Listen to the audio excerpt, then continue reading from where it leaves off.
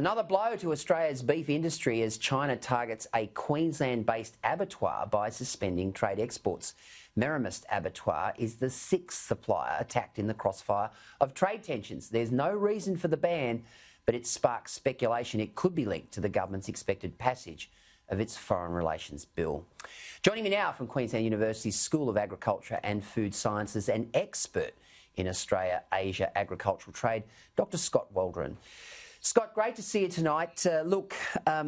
This is this latest development with the ban on the Caboolture abattoir is just another link in an unending, seemingly, link in trade relations souring between Australia and China. Is there any end in sight, or do we get used to the fact that China are trying to make an example of us?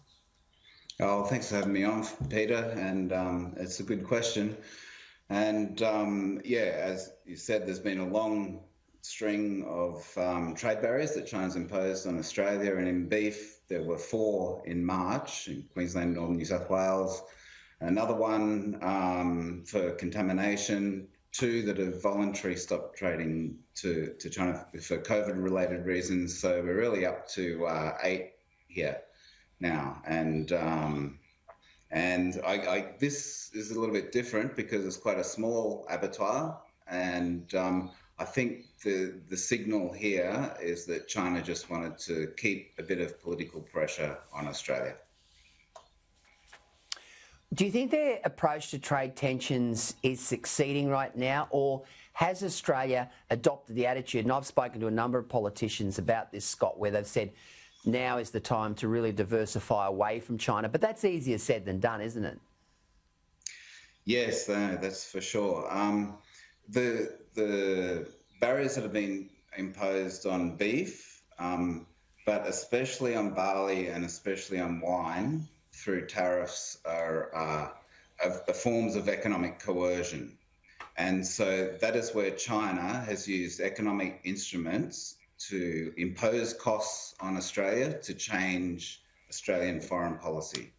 And to go to your first question, that hasn't changed Australian foreign policy, either directly by the government, and the other way that coercion works is to induce other interests in society. So we're talking business groups or individual companies, political oppositions, international allies, to put pressure on the Australian government to change its policy, and that hasn't happened either. Australia's proved very resilient in the face of this economic coercion, but then, as I think you're also saying, Australia has just gone about then looking at the options, and the big one, the obvious one, is diversification, and that's happening across all those levels, from federal government down to state government down to industry level.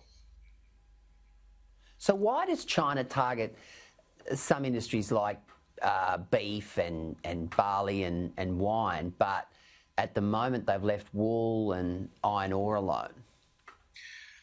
Good question. And the way economic coercion works, it wants to impose high costs on the targeted country, Australia, and it's really done that through the big agricultural industry. So that's barley, beef, wine, cotton to a lesser extent. So they're more than billion-dollar trade flows.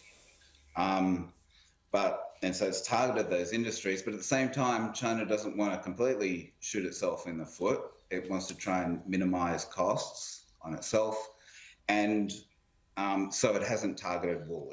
If China really wanted to hurt Australia, it would kill the wool trade and nearly the Australian wool industry.